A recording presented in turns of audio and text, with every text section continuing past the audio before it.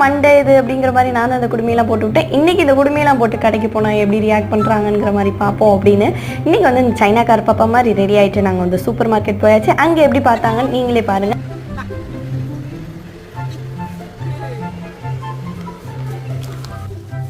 எது தூக்கிட்டு போறா? நீங்க ஓடுற நீங்க ஓடுற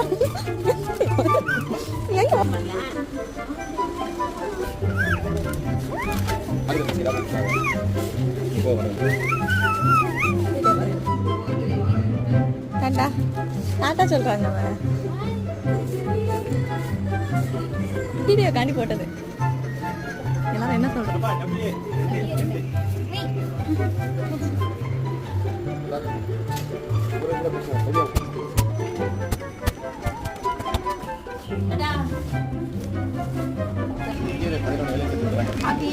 வேலை சேர்த்துக்கலாம்.